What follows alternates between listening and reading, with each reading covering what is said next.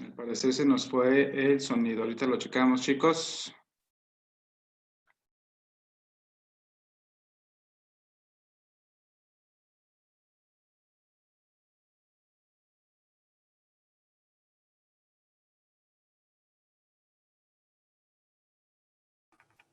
¿Ahí ya se escucha, chicos? ¿De nuevo ya se escucha?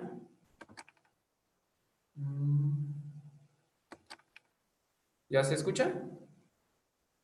Ok, ¿ya todos me escuchan perfectamente?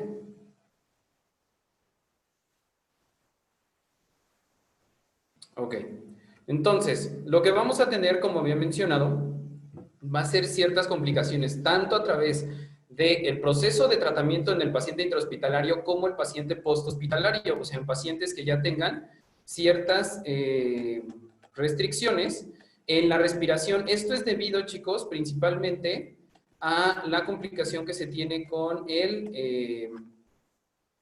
por la intubación, ajá, si es necesaria la intubación. Ahora, no solo en estos pacientes va a estar indicado, sino también en pacientes que, como tal, la misma cuarentena que se ha referido en ciertos pacientes por ser positivos ante la sintomatología, ante los signos y síntomas del coronavirus, pues bueno, vamos a tener ciertos factores como es la pérdida de fuerza muscular, incluso en la pérdida del patrón respiratorio, como es el patrón diafragmático.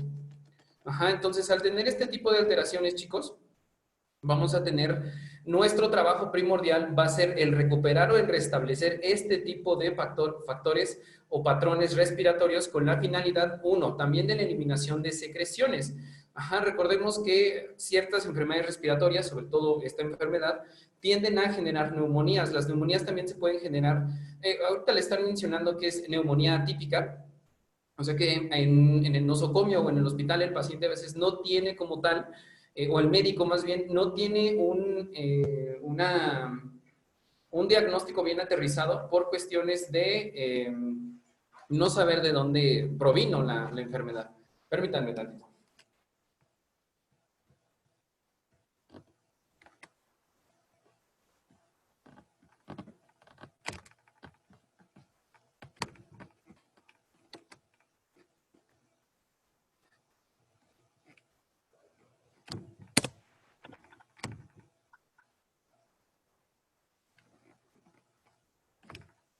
Ok, ya, listo, ya arreglaron lo de la presentación. Ok, entonces, como había mencionado, al tener este cierto de complicaciones propias de la enfermedad, incluso de cualquier tipo de enfermedad respiratoria, chicos, no necesariamente solo del coronavirus. O sea, el EPOC, por ejemplo, también va a tener las mismas restricciones el paciente con esta liberación de secreciones, con esta incluso pérdida de fuerza muscular, debido a la cuestión de que le mandan reposo, lo mismo que al paciente en el tipo de la cuarentena. Además, que bueno, ha aumentado el tipo de sedentarismo debido a la cuarentena que se nos ha estado colocando y prolongando demasiado tiempo en ciertos tipos de pacientes. Entonces, es vital, chicos, que nosotros encontremos también este tipo de factores en cualquiera de nuestros pacientes para poder aterrizar un correcto tratamiento y también para poder establecer un correcto pronóstico en ellos. Hay ciertos tipos de pacientes que debido a sus comorbilidades, su pronóstico va a ser reservado, o sea, no va a ser un tratamiento muy indicado o muy favorable hacia este paciente. ¿Por qué? Recordemos cuáles son las comorbilidades del paciente con COVID. Pacientes mayores de 60 años, pacientes con obesidad, pacientes diabéticos, pacientes con hipertensión arterial sistémica descontrolada, pacientes con inmunosupresión. Entonces, si ya tenemos un cuadro, por ejemplo, de inmunosupresión, vamos a tener que puede ser muy recurrente las enfermedades respiratorias en este paciente, incluso de cualquier otro tipo de enfermedad. Entonces, es muy poco probable que veamos un avance en este tipo de pacientes. En el paciente, en la persona adulta mayor, vamos a tener el problema que es la misma cuestión de la edad. Tenemos que aterrizar muy bien los ejercicios para que nos pueda entender perfectamente este paciente y no tengamos complicaciones, sobre todo a la hora de la ejecución de los ejercicios. Siempre vamos a tener un seguimiento con ellos, chicos. Yo sugeriría que si lo viéramos, si no toda la semana, aunque sea 3 veces a la semana. ¿Con qué finalidad? Desafortunadamente, cuando nosotros dejamos trabajo en casa, el paciente es muy, más bien la familia, no todos, aclaro, ciertos familiares tienden a ser muy dejados, o sea, todo lo quieren dejar hacia el terapeuta. y todo lo quieren que él lo haga, o sea, que él lo haga todo, que él haga los ejercicios respiratorios, que él haga las movilizaciones, o que le coloque los fomentos de agua caliente o agua fría. Entonces, no vamos a ver un avance en el paciente. ¿Por qué? Porque no le estamos dando el seguimiento que merece el paciente. Entonces, si nosotros lo dejamos a este paciente de una vez a la semana, pues bueno, él va a tener el lunes su terapia, martes, miércoles, jueves, viernes, sábado y domingo, 6 días, puede que haya tenido su terapia o puede que no. Incluso puede que hasta el mismo paciente, debido al malestar que él siente posterior a la enfermedad, no quiera hacer nada. Entonces, eso también nos perjudica en la evolución del tratamiento. ¿Por qué? Porque no nos permite ver un beneficio hacia el paciente a corto, mediano y largo plazo. Recordemos que todos los objetivos de la rehabilitación siempre van a ser a corto, mediano o largo plazo. Entonces, entendiendo esto, chicos, vamos a encontrar ciertos principios, vamos a ver ciertos ejercicios dentro de estos ejercicios respiratorios y ciertas indicaciones y contraindicaciones, obviamente, ¿ok? Si tienen alguna duda, chicos, háganmelo saber a través del chat al final de la presentación y ya yo les aclararé todas sus dudas. Trataré de dejarle a control escolar material donde me basé para la presentación y links incluso de las universidades. Me basé principalmente en universidades españolas, que son los que están un poquito más avanzados en este tipo de ejercicios respiratorios para este tipo de pacientes. Incluso ya han tratado de manejar guías de protocolos, guías de manejo de este tipo de pacientes a través de los ejercicios respiratorios, aunque no se ha llegado a una conclusión como tal. O sea, no se ha comprobado todavía el beneficio de la fisioterapia respiratoria, principalmente porque también no manejamos todavía el compendio de secuelas que puede llegar a tener el coronavirus dentro de nuestros pacientes, en especial obviamente este COVID-19. Entonces, repito, le voy a dejar unos links a control escolar y un material de lectura para ustedes y cualquier duda me la hacen llegar al final de la presentación, ¿ok? Tenemos entonces, chicos, Dios, ok, que de manera introductoria, en el momento actual no se conocen las secuelas que podrían sufrir los sujetos que han padecido COVID-19. Permítanme porque creo que ya tienen dudas. Eso las veré al final. Sin embargo, parece que la infección podría afectar a la función pulmonar primordialmente y claramente el confinamiento y el posible ingreso hospitalario. Aquí vamos a tener ciertos factores, chicos. Ya encontramos cuál es la afección primordial, la función pulmonar. Recordemos que la mecánica pulmonar va a ser una inspiración y una exhalación a través de las vías aéreas superiores y las vías aéreas inferiores, que son nariz, laringe, tráquea y pulmones. En los pulmones pues tenemos obviamente las estructuras de bronquios, bronquiolos y alveolos. A nivel alveolar es donde vamos a tener este intercambio de gases de dióxido de carbono por oxígeno. En cualquier tipo de paciente con enfermedades respiratorias, chicos, siempre vamos a ver alguna afección, sobre todo en las estructuras inferiores de vital importancia, en la zona de los pulmones, como son bronquios, bronquiolos o alveolos. Los últimos son los más importantes. Todas las estructuras son importantes, pero más los alveolos. ¿Por qué? Porque al hacer, en este caso, el intercambio de gases, debe de haber un equilibrio también a nivel de pH y a nivel de nutrición sanguínea a través de la respiración y de la circulación mayor que pertenece al sistema circulatorio. Entonces, vamos a tener ahí una relación muy importante entre el sistema pulmonar y el sistema cardiovascular. Entonces, teniendo entendido esto, chicos, vamos a tener que también, al tener alteraciones en esto, sobre todo por mucosidades, porque la característica primordial de este tipo de pacientes es que retienen demasiada mucosa debido a esta alteración dentro del patrón respiratorio. Esto sería uno de los principales objetivos. El confinamiento, por otro lado, chicos, bueno, tendríamos que manejarlo, siempre se va a manejar, de hecho, de una manera integral, o sea, de varios especialistas. ¿Con qué finalidad? Lograr una mejora en el paciente y un tratamiento más propio como tal. ¿Por qué? Porque en el confinamiento podemos tener alteraciones como es la ansiedad, como es la depresión, como es incluso ciertos trastornos como es la ira, incluso trastornos del sueño, que eso lo debe de manejar obviamente el especialista, que es el psicólogo. Por nuestro lado, la función pulmonar y el ejercicio físico, el ejercicio terapéutico. ¿Con qué finalidad? Tratar de restablecer también estos patrones dentro del paciente. ¿Para qué? Para que trate de hacer su vida lo más normal posible. Un seguimiento nutricional, obviamente, y el que encabeza a todos y cada uno de nosotros, el seguimiento médico. que siga tomando ciertos medicamentos que obviamente el médico le indique. ¿Para qué? Para que siga con un tratamiento adecuado, no haya una reincidencia de la patología y no haya una recaída dentro del paciente. El ingreso hospitalario, chicos, bueno, ya había tenido yo otra presentación en cuestiones del manejo intrahospitalario del paciente COVID. Digo, hay muchas medidas de prevención. Obviamente vamos a tener las mismas en cuestión de trabajo en casa.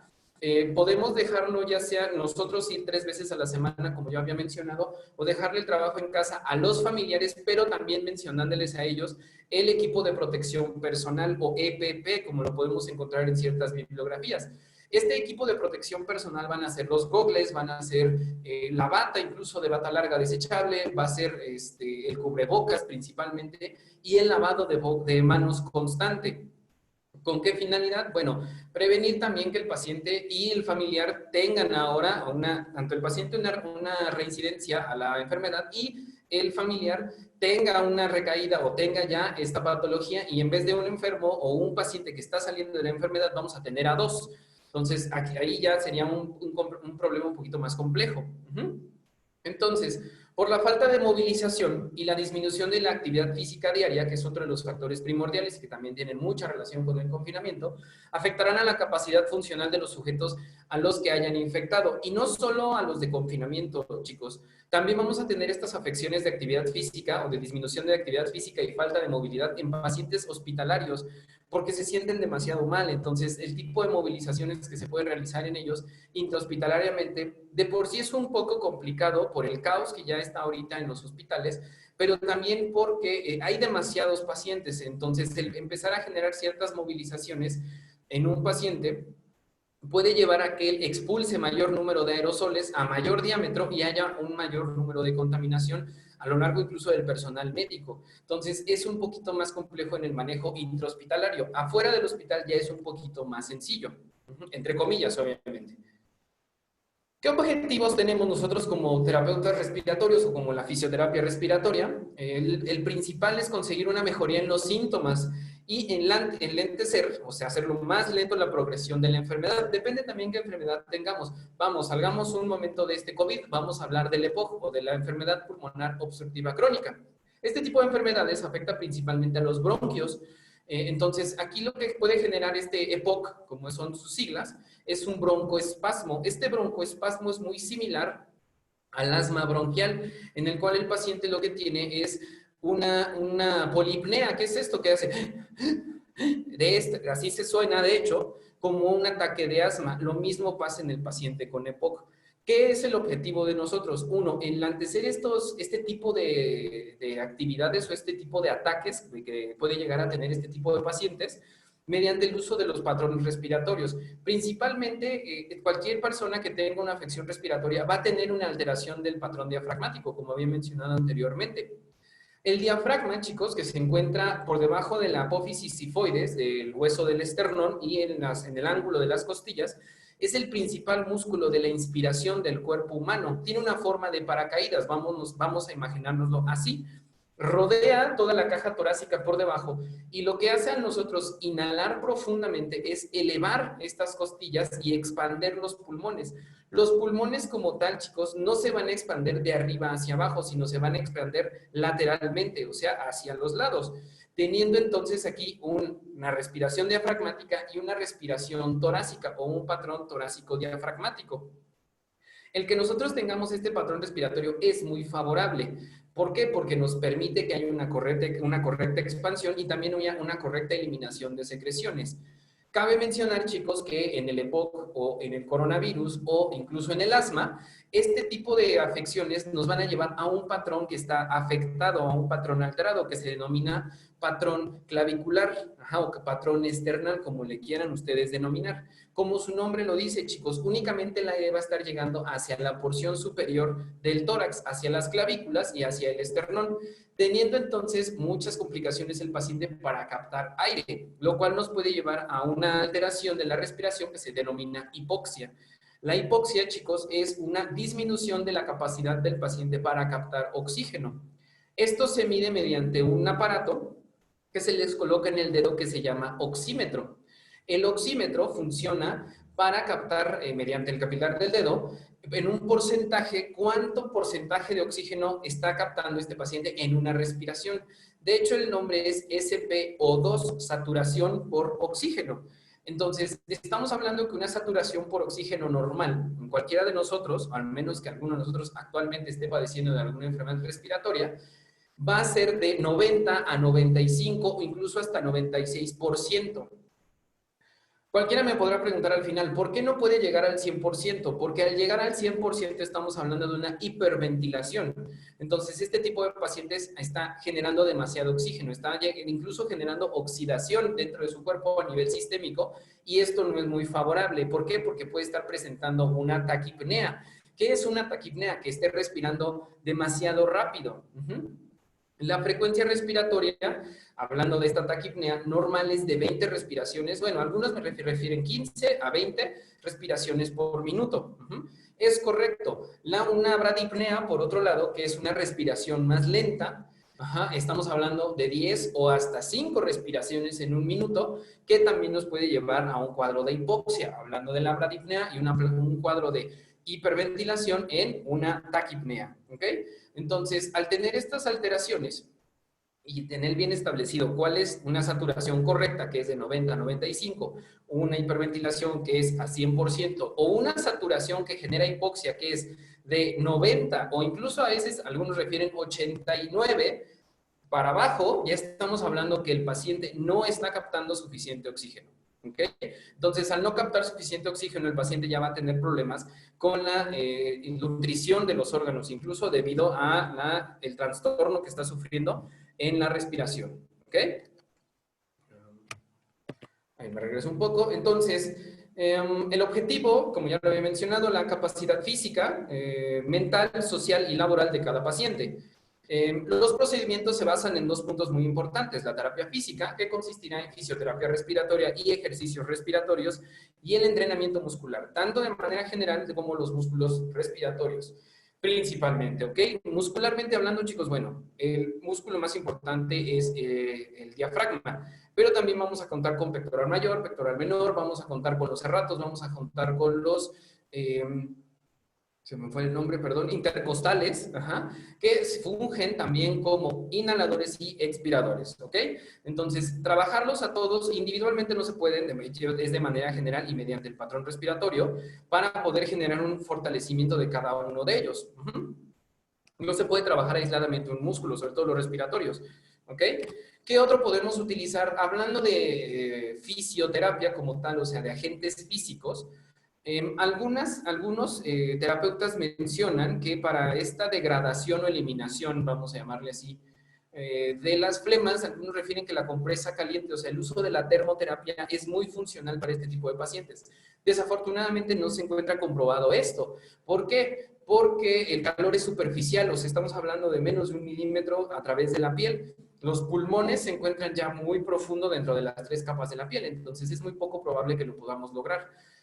Otros, por ejemplo, por otro lado, están hablando de lo que es la palpopercusión o la vibración a través de la mano.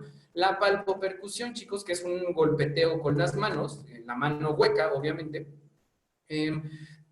tampoco ya está indicado. De hecho, estaba indicado hace 15 o 20 años. Actualmente, incluso tal vez antes, hace 10 años, todavía lo estaban utilizando en ciertos hospitales, incluso tal vez actualmente todavía lo estén utilizando, pero en ciertos pacientes, sobre todo hablando del paciente con coronavirus, al estar hablando que la afección se encuentra a nivel alveolar, a nivel bronquial, muy similar al EPOC, estamos hablando que este paciente, si nosotros le hacemos percusión muy fuerte, vamos a generar un broncoespasmo. Entonces, este paciente va a tener problemas para la captación de oxígeno, lo cual nos puede conllevar a que el paciente pase a un estado más crítico, como es la intubación endotraqueal, que todos sabemos que cuando ya se llega a esa fase de una intubación, es muy difícil que el paciente pueda generar una mejora, ¿ok? Considerable. Entonces, en el caso del paciente que ya se encuentra en casa, podemos generar también un broncoespasmo, debido a que todavía tiene alteraciones pulmonares. O sea, al final de cuentas, todavía vamos a la mitad del tratamiento. O sea, no estamos hablando con pacientes sanos, o sea, que ya haya terminado completamente el tratamiento médico dentro de la pauta que se le estableció. O sea, estamos hablando con pacientes que ya salieron del hospital, pero tienen secuelas de la estancia intrahospitalaria.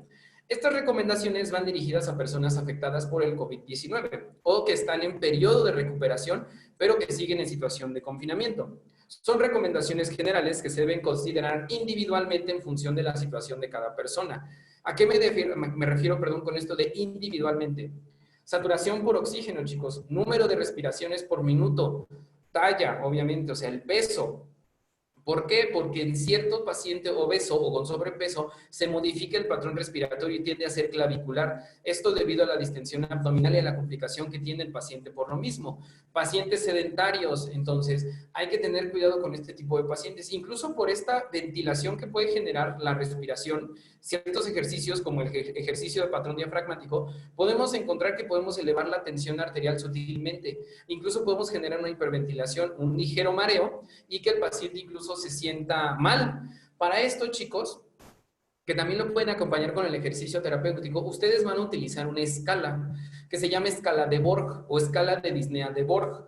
La escala de Borg está rotulada del 1 al 10, donde el 1 es un ejercicio muy, muy sencillo, donde no hay una complicación grave, o sea, donde, ¿qué podemos poner de ejemplo? Caminar, podremos ser en escala de Borg 1, donde no hay alteraciones como tal, como jadeo, como falta de aire, incluso labios morados y obviamente sensación de desmayo. No estamos hablando de un ejercicio así. Mientras que un ejercicio de Borg, según en la escala de Borg del grado 10, es un ejercicio muy extenuante, donde el paciente va a empezar a generar todo lo que acabo de mencionar. Labios morados, ligera pérdida del conocimiento, incluso probable pérdida del conocimiento, falta de aire, obviamente, y desmayo súbito. Entonces, esto es lo que tenemos que evitar. Esta escala se les voy a dejar igual con control escolar para que ustedes la tengan a la mano cuando quieran manejar este tipo de pacientes. Entonces, ya entendido esto, hablando de esta individualización, es como un ejercicio. Entonces, cualquier ejercicio, chicos, principio básico de los ejercicios es que es individual, es que es monitorizado y que es en beneficio del paciente. Entonces, es lo mismo en esto. Entonces, en función de la situación de cada persona, del nivel de afectación durante y tras el COVID-19 y de las comorbilidades que puedan tener, como lo había mencionado, si tiene alguna comorbilidad, hay que también considerarla, hay que regularla y después generar nuestro tratamiento. ¿Ok? El primero que vamos a ver nosotros se le denomina drenaje postural. De hecho, este también lo podemos encontrar intrahospitalariamente, pero sería muy recomendado también para el paciente generarlo en su casa. Son ciertas posiciones específicas que vamos a poderle generar o dejarle al paciente durante determinado tiempo con la finalidad de empezar a eliminar secreciones. Es la técnica que mejor se tolera y la preferida para la eliminación de las secreciones. El objetivo de esta técnica es conseguir que las secreciones se drenen por acción de la gravedad hacia bronquios mayores, tráquea, hasta conseguirlas expulsarlas con la tos. De hecho, el drenaje postural, chicos, se acompaña de otra técnica, como es la vibración. La vibración, de hecho, se hace con los pulpejos de la mano. No se puede realizar con estos masajeadores que vibran. ¿Por qué? Porque la cantidad de vibración que tienen puede generar este broncoespasmo, por eso muchos refieren que es meramente con la mano. Ahorita no recuerdo exactamente el dato de los megahertz, lo refieren así ellos, los megahertz que son necesarios para una correcta manipulación, o una correcta presión en estos. Entonces, ¿por qué? Porque genera una vibración al final de cuentas la mano. Este dato se los voy a dejar igual, se los voy a dejar al final, nada más lo recuerdo, para generar una correcta vibración en el paciente y una correcta desprendimiento, por así decirlo, de la mucosidad a través de la pleura pulmonar y generar una mejora en el drenaje postural. ¿Ok? Incluso podemos hacer ciertos ejercicios como el patrón diafragmático junto con el drenaje postural. ¿Qué posiciones vamos a manejar? Ahorita las vamos a observar. Las indicaciones es preciso colocar al paciente en la situación más adecuada según la zona del pulmón que deseamos drenar, lóbulo superior, medio o inferior que tenemos del lado derecho y lóbulo superior e inferior que tenemos del lado izquierdo. Recordemos que tenemos 3 lóbulos en el pulmón derecho, 2 lóbulos en el pulmón izquierdo. Los 2 en el pulmón izquierdo es por el espacio precordial, o sea, porque se encuentra ahí el corazón, y necesitamos drenar todas estas zonas, estas 5 zonas, o sea, los 3 lóbulos del izquierdo, del pulmón derecho, perdón, y los 2 del izquierdo, mediante estas posturas. Cada posición, chicos, debe mantenerse de 3 a 5 minutos. Si se dan cuenta, podemos utilizar incluso una una terapia de 60 minutos, donde cada 5 o 10 minutos, depende también de la tolerancia a la posición del paciente, podamos empezar a generar un circuito en él para generar mayor drenaje de estas secreciones. Ahora, el problema aquí, chicos, que vamos a encontrar en la imagen, de hecho en las posturas, va a ser el más lógico. Ciertas posturas van a ser un poco difíciles si no tenemos una camilla especializada. ¿Okay? Como son en el que le coloquemos las piernas hacia arriba, por ejemplo, o sea, tengamos un plano inclinado de 45 grados. En cualquier cama, pues no es muy probable esto es exclusivamente en una cama hospitalaria, entonces ahí es un poquito más difícil. Antes de comenzar la técnica, es necesario que el paciente sepa toser. Si no tenemos una tos efectiva, podemos generar la estimulación de esta mediante un patrón respiratorio que vamos a ver más adelante y respirar de forma profunda y eficaz. No debe utilizarse cuando el paciente está recién comido porque puede volver el estómago, de hecho por el tipo de movilización y aparte porque si lo combinan con el ejercicio diafragmático o el ejercicio de tos efectiva, vamos a tener un poquito de problemas por vómito, o sea, probablemente regrese la comida del paciente. Aquí tenemos la imagen, chicos, donde tenemos que la posición del segmento apical posterior, a ver, espero vean ustedes el cursor. Estoy en esta imagen en la esquina superior izquierda. Estoy en el segmento apical posterior donde se encuentran los puntos azules. Esto es lo que yo estoy drenando en esta posición. Es en una posición en sedestación con ligera flexión del tronco, vamos a 45 grados, y una colocación de una almohada en flexión de rodillas, una posición neutra de las rodillas. Nos vamos de ahí hacia la derecha, segmentos anteriores, que es decúbito supino o boca arriba con ligera flexión de rodillas, o sea, el uso de una almohada en posición funcional, y tenemos que se van a hacer vamos, de la línea media, de los dos pulmones, son lo que se va a empezar a drenar. En el segmento derecho posterior es decúbito lateral derecho, obviamente, y mediante la gravedad se va a empezar a eliminar todas estas secreciones que se encuentran del lado derecho. Tenemos por abajo, a la izquierda, tenemos el segmento derecho medio. Aquí es una posición, lateralizado, semilateralizada, con un plano inclinado de menos de 45 grados. Probablemente estemos hablando de 20, 25 grados. Y aquí vamos a estar drenando el segmento derecho medio. Si tenemos al otro lado, vamos a tener la língula izquierda. Estamos en una ahora decúbito lateral izquierdo con un plano inclinado de entre 20 y 25 grados, donde vamos a tener esta posición y el punto azul es lo que vamos a drenar, la língula izquierda. Seguido a esto tenemos los segmentos anteriores en los lóbulos inferiores y es una posición en 45 grados en decúbito supino con flexión de rodillas en posición neutra, con una almohada por debajo. Y vamos en donde están los puntos azules, son los que vamos a drenar. Aquí se encuentran los dos puntos azules. Abajo vamos a tener decúbito lateral izquierdo y vamos a drenar el segmento lateral izquierdo. En este caso vamos a tener un plano inclinado de 45 grados con el apoyo de una almohada enfrente del pecho y que le esté abrazando el paciente. Por otro lado, tenemos los segmentos posteriores. Ya vieron cuáles son las más complicadas, ¿no? Donde se encuentra un plano inclinado. Si llegamos a tener una camilla de hospital, bueno, es más fácil poder realizar estos drenajes en este tipo de pacientes. Si no las tenemos, chicos, podemos utilizar cuñas, que podemos colocárselas abajo del paciente para tratar de generar esta angulación, para tratar de generar este plano inclinado. Entonces, tenemos los segmentos posteriores, como había mencionado, tenemos una almohada por debajo del abdomen del paciente, a la altura de entre la lumbar número 4 y número 5, y un plano inclinado de 45 grados y acompañado también de otra almohada a la altura de los tobillos con ligera flexión de rodillas para una posición funcional en decúbito prono. Por último, tenemos los segmentos superiores en un plano completamente recto, en una posición en decúbito prono, con un apoyo en la almohada, un apoyo de la almohada en la zona lumbar y un apoyo en los tobillos para posición neutra y que con la propia gravedad empiecen a drenar estos segmentos superiores del pulmón derecho y el pulmón izquierdo. ¿Ok? Entonces, estos son todas las posturas que podemos encontrar para el drenaje postural. Sería uno de los primeros ejercicios que nosotros podemos encontrar y favorecer a nuestros pacientes. ¿Ok? ¿Alguna duda? Al final de la presentación me hacen llegar la duda de esto drenaje postural. ¿Ok? De hecho, si ven las posiciones, sobre todo las posiciones donde se encuentran en el decúbito lateral o decúbito prono, Por experiencia, les sugeriría que las que se encuentran en decúbito lateral y la única posición es donde se encuentra en sedestación, o sea, donde se encuentra sentado el paciente, realicen esta vibración a través, obviamente, en la parte posterior, donde se encuentran los pulmones, generen esta vibración manual o mecánica para poder favorecer al paciente con una mejora, con un mejor drenaje de las secreciones. ¿Por qué menciono que solo estas? Porque en casi todas las que se encuentran en un plano inclinado o en esta flexión de tronco, la gravedad les va a favorecer para la eliminación de sus secreciones. En las de cúbito prono, que son de dos posiciones, que son la de segmentos posteriores y segmentos superiores, es un poquito más difícil.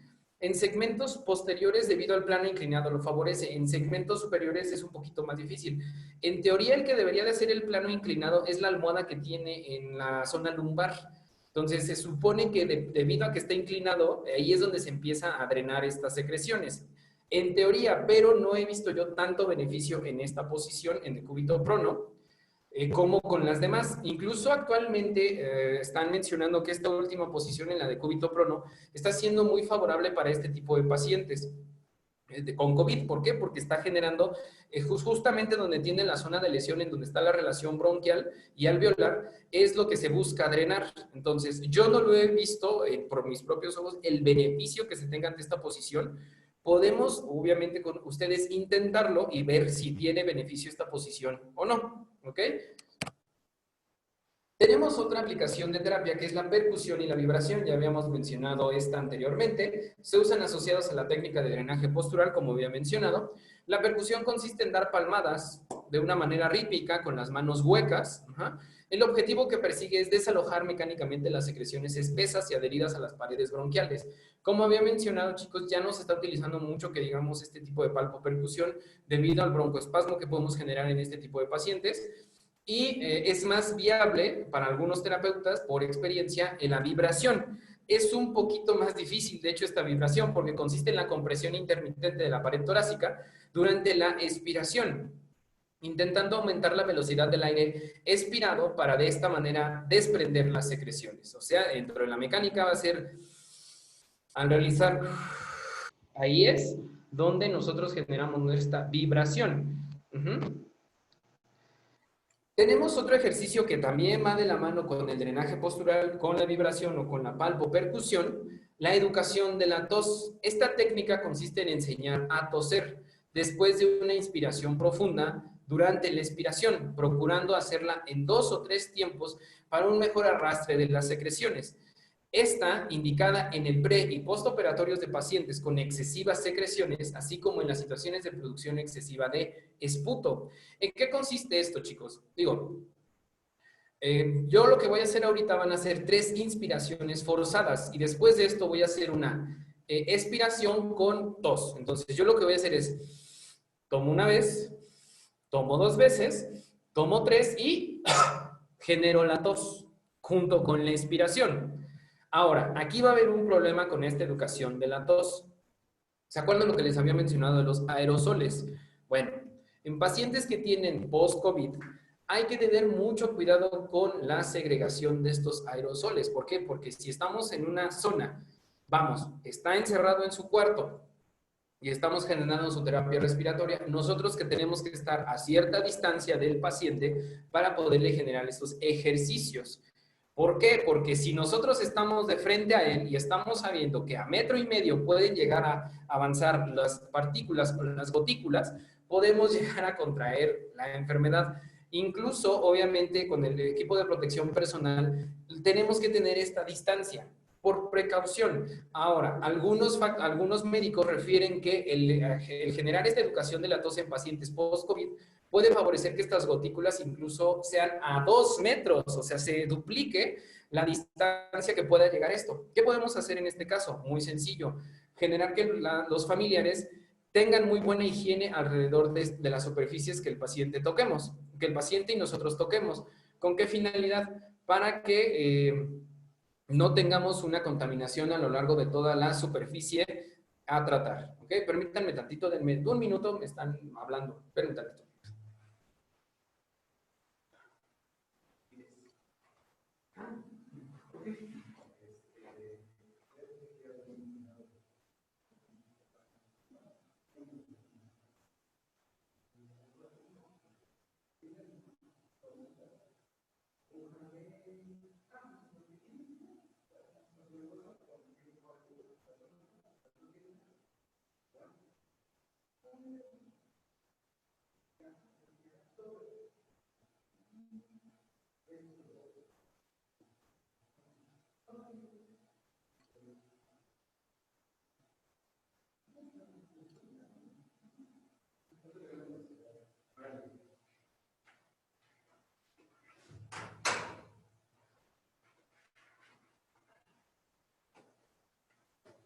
Ok, chicos, listo. Perdonen la interrupción. Bueno, vamos a dejar hasta aquí un momento. ¿Alguna duda con lo que han tenido? Vamos a aclarar ciertas dudas de una vez. Si es que tienen, voy a checar en el chat. Permítanme tantito. Es que no podemos iniciar la tos, ese es un reflejo involuntario del cuerpo.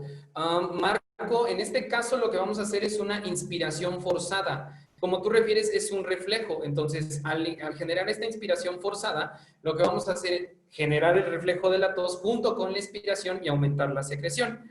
Entonces, esto es lo que me refiero con esta inspiración forzada.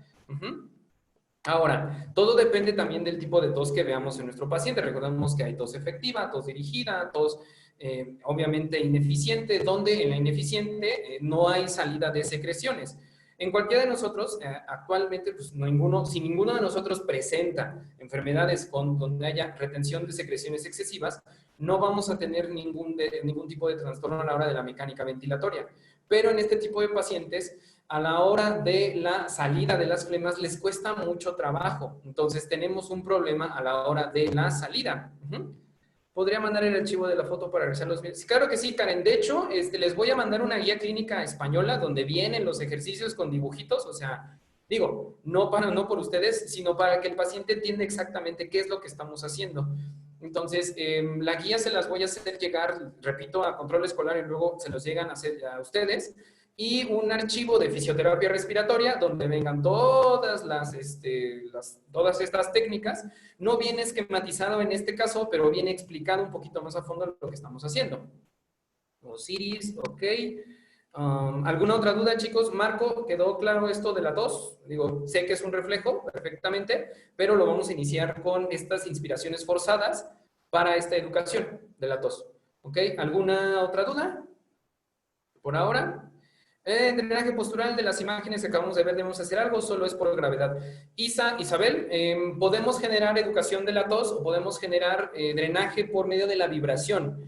Ajá, o sea, colocarlo en decúbito lateral izquierdo, derecho, si queremos drenar estas zonas y empezar con la vibración del lóbulo inferior hacia la zona media del cuerpo, del lóbulo medio hacia la zona media del cuerpo y del lóbulo superior hacia la zona media del cuerpo, hablando de decúbito lateral derecho. Si es decúbito lateral izquierdo, lóbulo superior, de arriba hacia abajo, o sea, desde su hombro hacia la línea media, o sea, dirigiéndolos hacia la columna vertebral, y desde el lóbulo inferior, que estamos hablando de entre la última costilla falsa y la flotante, vamos de abajo hacia arriba, generando este tipo de drenaje también, pero en decúbito lateral, ¿ok, Isa? O podemos hacer esta educación de la tos. Siempre y cuando hay también, sí, es con la mano, repito, porque si hay algún otro aditivo como estos vibradores, estos tipos de masajes vibradores, debido a la fuerte intensidad que tienen esta vibración, podemos generar un broncoespasmo. Entonces, en el paciente ya podemos llegar a tener una complicación como una hipoxia. Entonces, hay que tener un poco de cuidado con este tipo de pacientes. Tenemos que valorar perfectamente el patrón respiratorio, o sea, si tiene un patrón torácico, si tiene un patrón diafragmático o diafragma torácico, o si tiene un patrón clavicular. Si tiene o presenta un patrón clavicular, antes del drenaje postural tenemos que generar el tipo de patrón diafragmático. ¿Cómo se hace la vibración? ¿En qué posición ponemos la mano? Lo puedes mostrar con sus manos. Desafortunadamente, aquí no tengo cámara, entonces no les puedo enseñar correctamente cómo se puede hacer. Trataré de hacer donde se encuentra la línea media del torso, chicas, del tronco en la cara posterior, o sea, en la espalda. Nuestra mano va a ir, los dedos van a ir dirigidos hacia el tronco, o sea, hacia la columna vertebral. Nuestra palma de la mano va a ir del hombro dirigida de arriba hacia abajo, o sea, de la esquina superior izquierda vamos a ir hacia el centro, de la esquina superior derecha vamos a ir hacia el centro, ¿ok? Trataré de que volver a hacer ahora la práctica de esto o tratar de grabar un video con control escolar para este tipo de aplicaciones terapéuticas y que se les hagan llegar a ustedes. Estaloperdición, ¿cómo? Bueno, ok. Vamos a continuar hasta ahí. Ok, sí. Entonces, vamos a continuar ahorita con lo de la tos y ahorita ya nos vamos otra vez hasta el final, ahora sí con otra aclaración de dudas, ¿ok? Entonces, ok, ya habíamos educación de la tos. Entonces, tenemos también, como tal, ya los ejercicios respiratorios, chicos. Los ejercicios respiratorios tienen como objetivo disminuir el trabajo respiratorio, mejorar la oxigenación y aumentar la función respiratoria. Ojo, se realizarán una vez al día, al inicio de su protocolo, chicos. Conforme ustedes vean mejora en el patrón respiratorio, eliminación de secreciones, lo puede hacer un poquito más continuo. ¿Con qué finalidad? También a nivel neurológico, el patrón diafragmático, por ejemplo, o el torácico diafragmático, que es una correcta aplicación de la respiración, el cerebro ya lo tiene como una mecánica, o sea, ya lo tiene como un engrama, se le denomina así, engrama motor. Este engrama motor, chicos, va a favorecer al paciente en que ya él, vamos, ¿cómo lo podemos decir? Sin estar prestando atención, ya él va a tener el patrón respiratorio establecido. Es como caminamos, nosotros no tenemos que ver cómo se mueven nuestras piernas. ¿Por qué? Porque ya tenemos un engrama motor para eso. Es lo mismo en la respiración. O sea, este patrón respiratorio ya lo va a establecer el paciente dentro de su cerebro, ya lo va a asimilar y todo el tiempo va a estar respirando de esta manera. Entonces ya va a tener una mayor facilidad para la captación de oxígeno. ¿Ok? Pero al inicio del protocolo se realizarán una vez al día. ¿Ok? El primero es una respiración con labios fruncidos, o sea, casi una oclusión de los labios. Uno, ponga los labios como para apagar una vela o silbar como si le quisiera soplar a una vela o si quiera silbar. Inspire lentamente a través de la nariz con la boca cerrada. Expire lentamente a través de los labios semicerrados y la expiración debe durar el doble de la inspiración. Esto es para generar una mejora sobre todo al flujo expiratorio, a la salida del oxígeno. Por eso, el generar estos labios fruncidos, o sea, que haya una ligera apertura de la boca, es para beneficio de que hay una resistencia, sobre todo a la hora de la salida. Entonces, poco a poco va a haber una salida del flujo expiratorio con delimitada resistencia, entre comillas. ¿Ok? Tenemos la respiración diafragmática. Ojo, esta respiración diafragmática, aquí hago mucho énfasis, es la respiración más propia, es la correcta. Ahora, dentro de los tipos de respiración hay una respiratoria diafragmática donde solamente el diafragma se mueve. Esto no es lo correcto. El diafragma se debe de mover junto con el tórax, o sea, los dos se deben de expandir, porque si estamos hablando de una respiración diafragmática pura, de hecho así se le denomina, estamos hablando de una alteración como lo puede ser un trastorno en la disnea. O sea, puede tener incluso varios constantes porque no hay una captación correcta de oxígeno. ¿Cómo lo vamos a hacer? Sentado, con las rodillas flexionadas, se van a colocar las manos sobre el abdomen. No se preocupen por los esquemas, chicos. Repito, en la guía clínica que les voy a dar, ya viene la respiración diafragmática con el diagrama, lo mismo los labios fruncidos. Y se van a colocar las manos sobre el abdomen. De hecho, hay una respiración dirigida en la cual se coloca el abdomen, en las manos, perdón, en el abdomen y en las clavículas y se le pide al paciente que dirige el aire ya sea a la posición superior, hacia las clavículas, o hacia la posición inferior, hacia el diafragma, para que empiece a entrenar todo el patrón respiratorio a lo largo de toda la caja torácica. ¿Qué se va a pedir en el paciente? Inspirar profundamente a través de la nariz, manteniendo la boca cerrada. Al inspirar, el abdomen, que sería nuestro objetivo, se distiende elevando ambas manos. De hecho, las manos aquí van a funcionar como un tipo de resistencia. Entonces, esta resistencia va a favorecer que poco a poco entrenemos el músculo diafragmático. Después de la elevación del abdomen, se van a colocar los labios como si fuese a silbar, similar a la respiración con labios fruncidos, y expirar lenta y suavemente de forma pasiva, haciendo un sonido silbante, sin hinchar los carrillos. Al ir expulsando los carrillos o las mejillas, al ir expulsando el aire, los músculos abdominales se hunden, volviendo incluso a la posición original. De hecho, aquí se acompaña un entrenamiento de la faja anatómica. Hay unos ejercicios que vienen también ad hoc porque se llaman ejercicios de estabilización central o ejercicios del core, C-O-R-E. Core o core muscular, que es la faja anatómica, que es el transverso del abdomen, que son los oblicuos y que es el diafragma. Incluso el recto abdominal, toda la faja que nos tiene en la cara anterior. Estos ejercicios de core muscular o core de estabilización central, perdón, core es núcleo o centro, sirven para tonificación del abdomen mediante estas respiraciones. Y de hecho, uno de los primeros o los de los inicios para introducirnos a este protocolo de ejercicios de core es la respiración diafragmática. ¿Por qué? Porque si nosotros logramos una correcta elevación del abdomen y aparte sostenemos, se van a empezar a activar los demás músculos, no solo el diafragma, sino el recto abdominal, el transverso del abdomen, incluso los oblicuos. Estos ejercicios diafragmáticos, chicos, se pueden llevar no solo en decúbito, o bueno, en sedestación o en decúbito supino. Se pueden llevar incluso con movilizaciones, o sea, vamos, brazos hacia arriba, inhalo profundamente, elevo mi abdomen, bajo mis brazos y expiro lentamente. O levanto mi brazo derecho, inhalo profundamente y bajo, levanto mi brazo izquierdo, bajo mi brazo izquierdo, inhalo y exhalo, ¿ok? Entonces podemos hacer este tipo de movilizaciones activas en el paciente junto con la respiración diafragmática. Incluso es una manera de introducción, entre comillas, entre grandes comillas, a ciertos ejercicios terapéuticos, vamos, o ejercicio como tal. Una vez que ya maneje esta respiración diafragmática, es más fácil para el paciente generar cualquier tipo de actividad. ¿Por qué? Porque ya está captando más oxígeno. Yo sugiero, chicos, que siempre que tengan a estos pacientes con respiración diafragmática, que tengan incluso en esta drenaje postural o quieran hacer cualquier técnica que ahorita vamos a ver de estos ejercicios respiratorios, tengan a la mano el oxímetro y se lo coloquen al paciente en la medida de lo posible.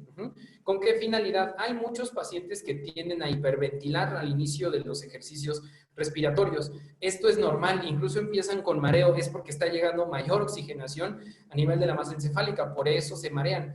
Si hay mareo, chicos, no pasa nada, que cierre los ojos el paciente, que descanse de los ejercicios, que respire normalmente y una vez que haya pasado el mareo o esta disnea, vuelvan a colocar el oxímetro. Si están viendo que vuelve a saturar a 95, a 94 o a 90, adelante, no hay ningún problema. Pero si sigue saturando a 100, hay que tener un poco de cuidado. Repito, porque está hiperventilando. Entonces, hay que nada más estar monitorizando constantemente al paciente. Si baja la saturación por oxígeno, porque puede pasar, esto es debido a que el paciente probablemente esté utilizando un apoyo ventilatorio, puntas nasales o una mascarilla. Si está pasando esto cuando ustedes están haciendo los ejercicios, le vuelven a colocar el apoyo ventilatorio, le colocan las puntas nasales o le colocan la mascarilla, vuelven a checar con el oxímetro y debe de estar saturando de nuevo a 90 o a 92 o a 95 gracias al apoyo del oxígeno que se le está brindando, ¿ok? Cualquier duda les repito al final, ¿ok? Tenemos otros que son ejercicios de expansión pulmonar. En estos se inspiran profundamente mientras empuja el tórax, expandiéndolo contra la presión de las manos.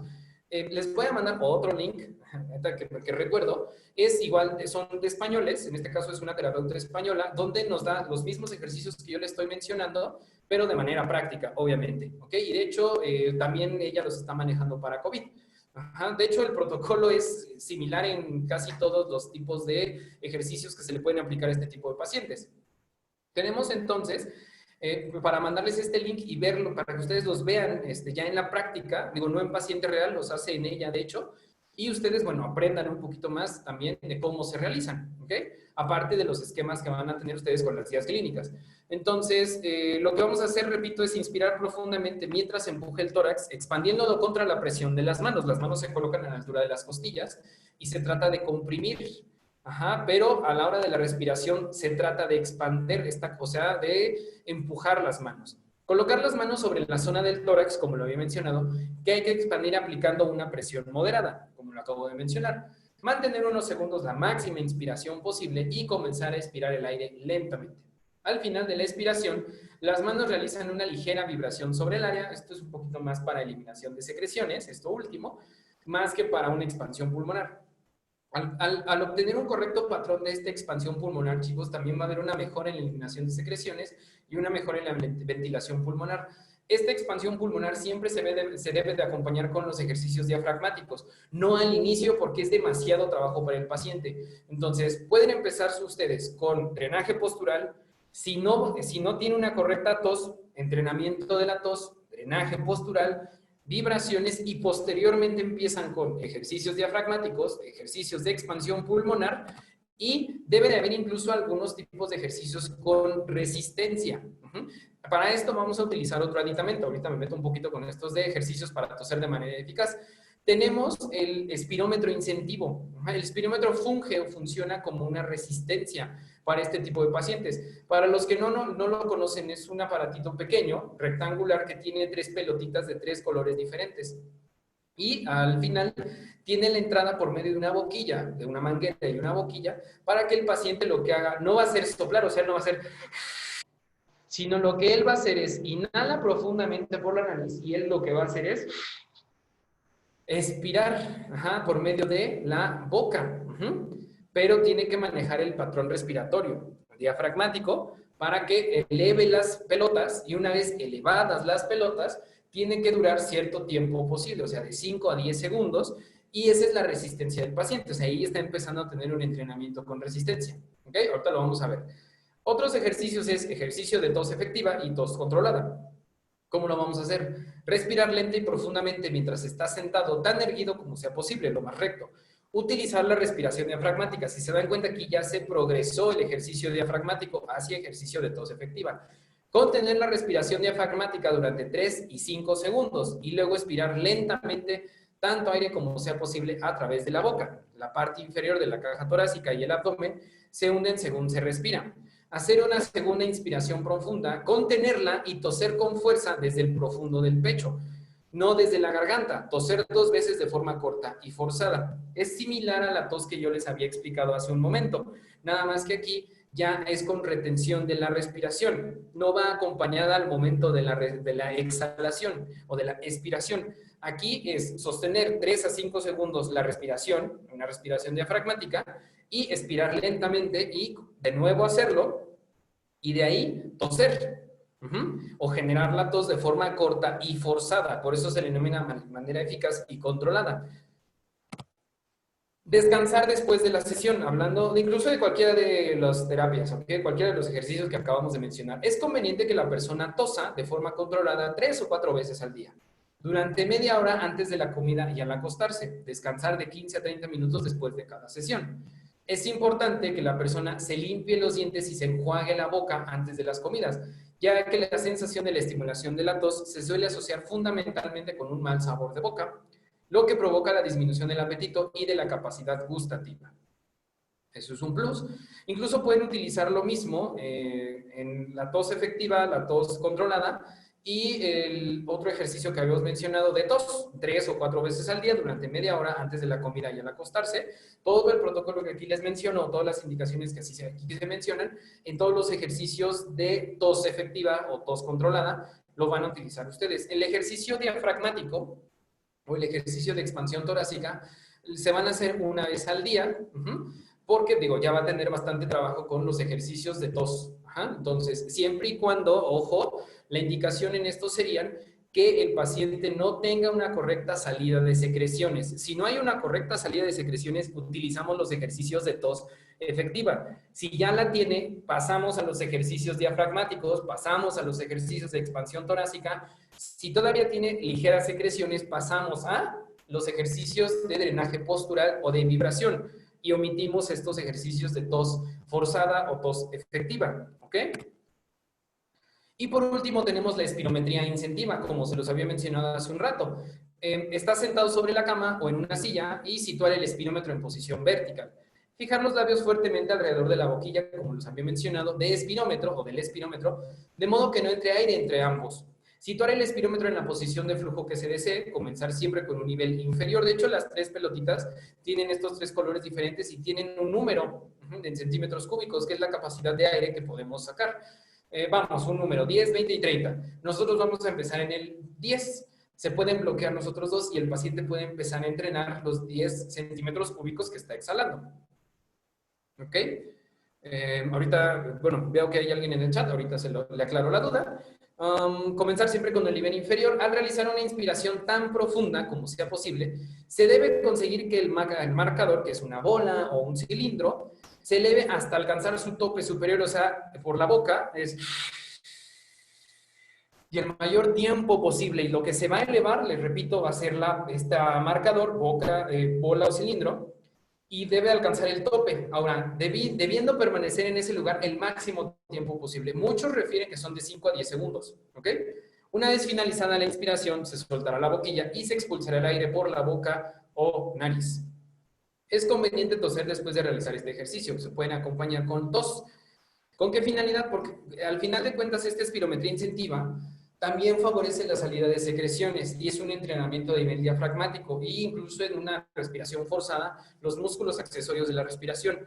Es por eso que se indica este tipo de aditamentos. ¿Ok? Ok, vamos a quedarnos hasta aquí. Voy a checar sus dudas. Ya no se ve nada, ya no hay imagen, si el video está bien. Ok, Ceci, en este caso, lo que estábamos viendo es lo de la espirometría intensiva y lo que componía. ¿Ok? Ok. Chicos, sería todo por ahorita de esto, o sea, en este caso de los ejercicios que están indicados para ellos. ¿Qué contraindicaciones tendríamos? Inestabilidad a nivel respiratorio, pacientes de tercera edad donde haya algún compromiso cognitivo, que no nos puedan entender lo que estamos haciendo. Ojo, no vamos a manejar todo lo que acabamos de mencionar, de no, va usted una inspiración forzada, va usted la zona apical de los pulmones, es lo que vamos a drenar. No, vamos a aterrizarlo de manera que el paciente nos entienda. ¿Para qué? Uno, para no complicarle tampoco la existencia al paciente de qué es lo que estamos haciendo y para facilitarle también los ejercicios al paciente. ¿Ok? Pero es muy importante esta parte cognitiva. ¿Por cuánto tiempo, días o semanas se realiza? Ok, habíamos mencionado que los ejercicios respiratorios ya ni se pueden, se van a hacer una vez al día diario, como inicio de tu protocolo. Después lo puedes incluso aumentar a 2 veces al día o hasta 3 veces al día, dependiendo de la mejora en el paciente. Los ejercicios de tos efectiva y tos dirigida van a ser de 2 a 3 veces al día diario también de la misma manera, teniendo ciertos descansos de 1 o de 30 a 1 hora durante la aplicación de estos ejercicios, teniendo cuidado que no sea la hora de comer, que no haya comido recientemente. ¿Por qué? Porque podemos generar el reflejo de vómito. ¿Ok? En la colocación de los ejercicios de drenaje postural, chicos, se hacen de 5 a 10 minutos la posición de cada uno. Tiene una duración de 60 minutos, o sea, 1 hora de tratamiento de esta posición. Y lo vamos a hacer diario también, ¿ok? Conforme ya veamos una mejora en el paciente en cuanto a eliminación de secreciones, bueno, ya podemos empezar a dejar de hacer estos cambios de posición. ¿Por qué? Porque ya están limpios, por así decirlo, de secreciones los pulmones. Ya no hay una alteración dentro de los pulmones a través de los ruidos pulmonares, ¿ok? ¿Alguna otra duda que tengan hasta ahorita, chicos? ¿Sí aclaré tu duda, Yanni? Obvio, también, debo de preguntar. Ok, perfecto. Entonces, para concluir esto, chicos, repito, o sea, las contraindicaciones, como ya he mencionado, hipertensos descompensados, diabéticos descompensados, que acaben de comer, obviamente, el paciente, pacientes con trastornos cognitivos, pacientes, chicos, con apoyo ventilatorio mecánico, hay que tener cierto cuidado. ¿Por qué? Porque también pueden estar en casa los que tengan apoyo ventilatorio mecánico.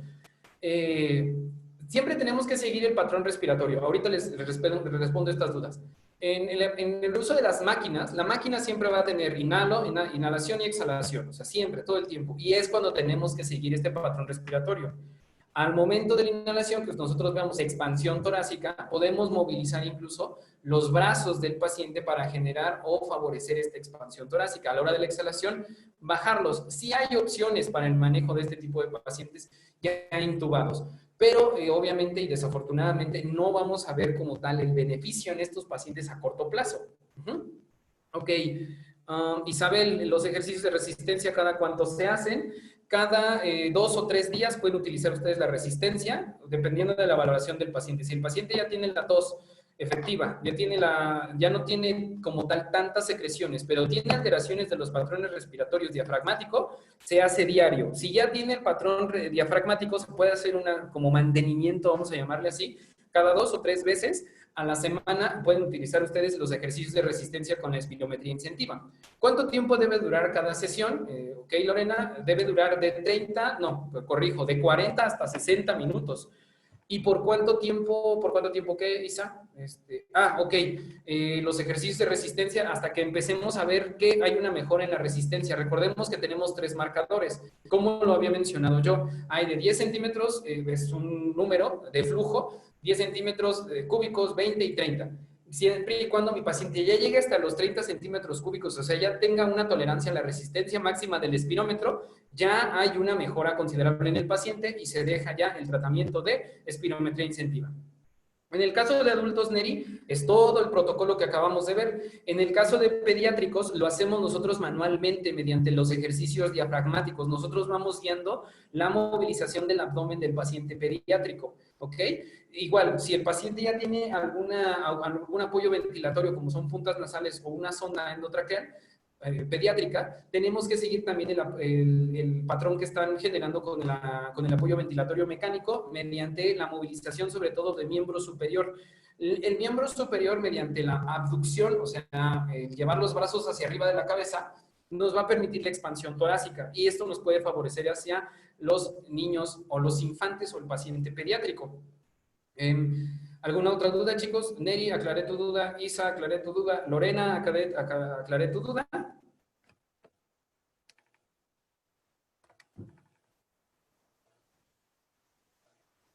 Ok, perfecto.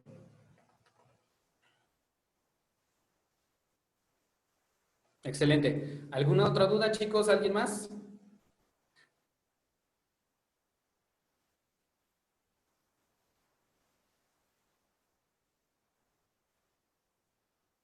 Ok, excelente. Entonces, chicos, muchas gracias, Pablo.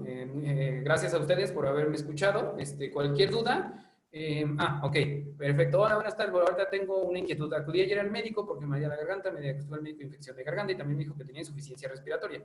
Sí, me arde un poco el pecho, esto también tiene muy preocupada. Ok. Ok, Ceci, ahorita te explico qué onda. Mil gracias por una ponencia, gracias. Ok, muchas gracias, chicos. En el caso tuyo, Ceci, bueno, podemos empezar con ejercicios diafragmáticos si tenemos algún trastorno en el caso por infección de garganta. La cuestión de la insuficiencia respiratoria tendríamos que controlarlo mediante la oximetría, o sea, tenemos que ver cuánto está saturando. Si está saturando menos de 80 o menos de 90, los ejercicios diafragmáticos te pueden favorecer. ¿Okay? Si estamos teniendo retención de secreciones, sería el uso de la tos efectiva o la tos dirigida para que tú empieces a sacar estas secreciones. Incluso la posición en el drenaje postural Ceci. ¿Ok?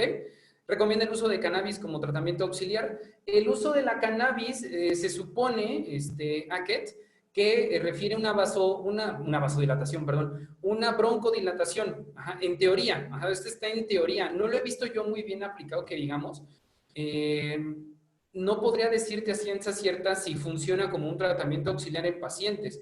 Ahora, ¿para qué tipo de tratamiento quisieras tú? O sea, más bien para qué lo quisieras, en este caso, el tipo de tratamiento. O sea, si lo quieres para un paciente que es muy ansioso, y los ejercicios le cuestan trabajo de realizarlo, adelante, lo podría utilizar, pero por la indicación de la ansiedad.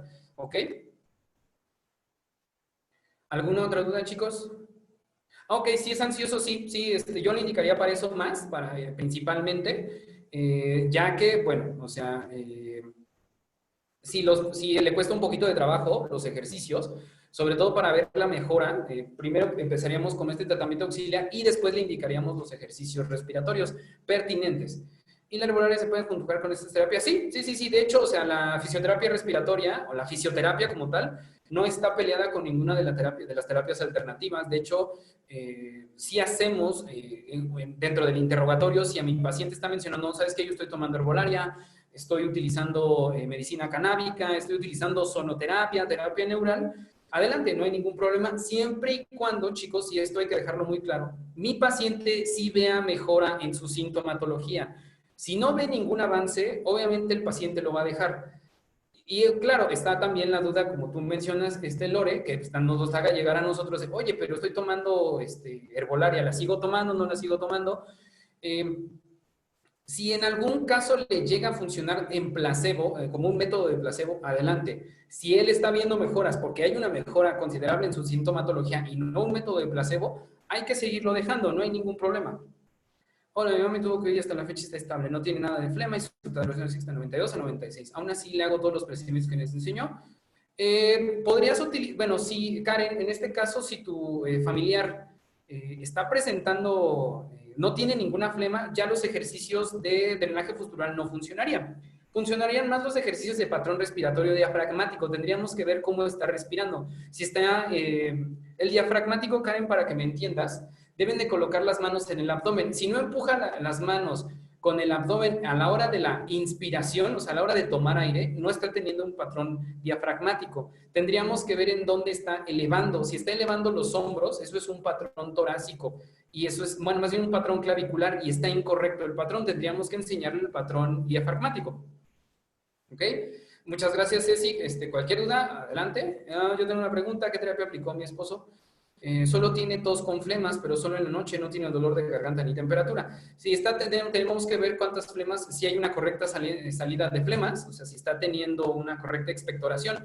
Si no, tendríamos que enseñarle la tos efectiva y la tos dirigida, los ejercicios que acabamos de mencionar hace un momento. Okay, igual repito, gracias a ustedes por haberme escuchado. Cualquier otra duda. Y igual Eli, perdón, el patrón respiratorio diafragmático, si es que tiene alteraciones, casi siempre cualquier paciente con alteración respiratoria modifica su patrón respiratorio, o sea, eso es un común denominador. Entonces hay que también volverle a enseñar el patrón respiratorio, sobre todo el diafragmático y la expansión torácica, para que haya mayor eliminación de secreciones, o sea, de flemas. Muchas gracias, Lore. ¿Alguna otra duda, chicos?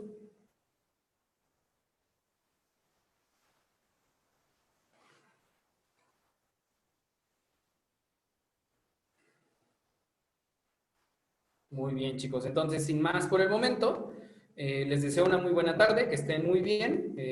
Repito, el material se los voy a dejar, las guías y todo lo que yo me basé, se los voy a dejar a mis compañeros en control escolar, Luis, y ya ellos se los harán llegar a ustedes, ¿ok? Lo más sugerido, lo que yo les sugeriría a ustedes es que manden el correo para que les llegue su material o por medio en este chat tal vez se los hagan llegar. Digo, ya hablaré ahorita con control escolar cómo lo pueden hacer para que les den todo el material que yo me basé, ¿ok? Es una guía, no, son 2 guías clínicas y es en uno viene ilustrado todos los ejercicios, en otro viene ejercicios respiratorios complementarios y el link de esta terapeuta española donde están todo lo que acabo de mencionar, pero ella ya lo hace un poquito más práctico. Ajá, no menciona para qué funcionan, a grandes rasgos lo menciona más bien, corrijo, y únicamente se observa cómo hace el ejercicio. ¿Ok? Entonces, chicos, que estén muy bien, que tengan muy bonita tarde. Cualquier cosa, pues bueno, estoy para servirles. Repito, yo soy docente de la sede de Toluca. Yo imparto los cursos de terapia física, o bueno, de fisioterapia y rehabilitación funcional, de ozonoterapia y de terapia neural. ¿Ok?